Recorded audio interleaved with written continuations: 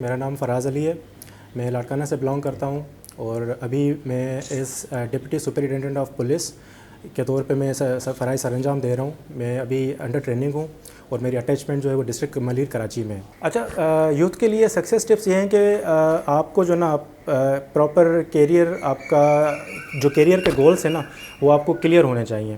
آپ ڈیسائیڈ کر لیں کہ آپ نے کرنا کیا ہے، کیونکہ اگر آپ شروع میں ہی ڈیسائیڈ نہیں کریں گے کہ آپ نے کیا کرنا ہے، کہاں جانا ہے، آپ کی منزل کیا ہے، تو you would remain like in guided missile.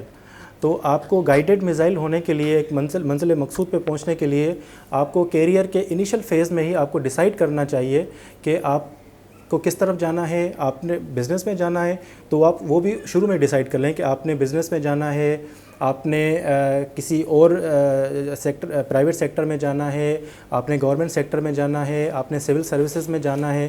آپ نے جو بھی اپنے کیریئر میں کرنا ہے وہ آپ شروع میں ڈیسائیڈ کر لیں اور پھر اس کی آپ ٹائم لائن بنا لیں کہ آپ ابھی کس اسٹیج پہ کھڑے ہیں اور آپ آج سے 5 سال کے بعد، 10 سال کے بعد اپنے گولز کو آپ نے پہنچنا ہے اور اس کی اسٹریٹجی بھی بنا لیں کہ آپ نے وہاں تک کیسے پہنچنا ہے. جیسے میں اگر اپنی بات کروں تو مجھے سول سروسز کا شوق تھا، شروع سے ہی شوق تھا، لیکن سائملٹینیسلی میں کیریئر کے ساتھ گیمبل یا رسک بھی نہیں کرنا چاہ رہا تھا، کیونکہ سی ایس ایس اور P C S is uncertain. You never know کہ آپ کر پائیں گے نہیں کر پائیں گے. تو میں ذرا ایک رسک اورس پرسن ہوں اور میری اپروچ بھی رسک اورس ہی ہوتی ہے.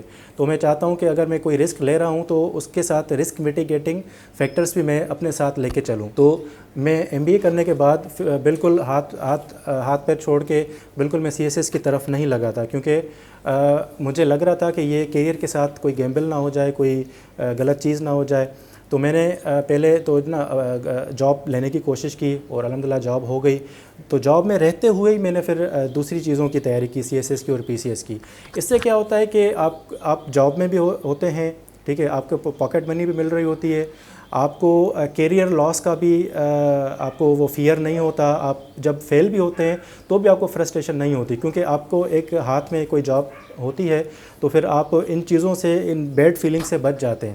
اب آپ کمپیئر کریں کہ کوئی بندہ سب چیزیں چھوڑ کے جب وہ سی ایس ایس کی تیاری کر رہا ہوتا ہے تو اس کو یہ ساری چیزیں ان کیس آف فیلیور یہ فیس کرنی پڑتی ہیں کہ اس کے اوپر پیئر پریشر ہوتا ہے. اس کے دوست یا اس کے بیچ میٹس یونیورسٹی کے وہ کہیں نہ کہیں جاب میں لگ رہے ہوتے ہیں اور اچھی پوسٹوں پہ وہ جا رہے ہوتے ہیں، سیلری بھی ڈرا کر رہے ہوتے ہیں. تو وہ چیز آپ کو فرسٹریٹ کرتی ہے. آپ کے دوست سول سروس میں کوالیفائی کر جاتے ہیں اور آپ فیل ہو جاتے ہیں تو یہ بھی آپ کو چیز فرسٹریٹ اور ڈی موٹیویٹ کرتی ہے. تو میری پرسنلی یہ اپروچ ہوتی ہے کہ آپ کیریئر کے ساتھ جو ہے نا رسک میٹیگیشن بھی کریں. وہ کسی بھی صورت میں ہو سکتی ہے، ضروری نہیں کہ آپ فل ٹائم جاب کریں، آپ فری لانسنگ کریں، آپ کوئی اور آپ کو مطلب وہ چیزیں جو آپ کو فرسٹریٹ کریں نا ان چیزوں سے آپ بچیں. جیسے اگر آپ فائنینشلی ویل آف نہیں ہیں تو اور فارغ بیٹھ کے سی ایس ایس کی تیاری کرنا اور آپ کا کوئی سورس آف انکم بھی نہ ہو تو ایسے بندے کو یا تو جاب کرنی چاہیے یا فری لانسنگ کا کام کرنا چاہیے، تاکہ ایک اسٹریم آف انفلو جو ہے نا وہ آپ کا چلتا رہے. تو وہ چیز آپ کو جب فرسٹریٹ نہیں کرے گی تو آپ کو فیلیور سے بھی آپ نا اتنا ڈی موٹیویٹ نہیں ہوں گے. آپ کے پاس بیک اپ ہوگا تو آپ ان چیزوں کو اوور کم کر لیں گے اور انشاءاللہ آپ کو سکسیس زندگی میں ملے گی.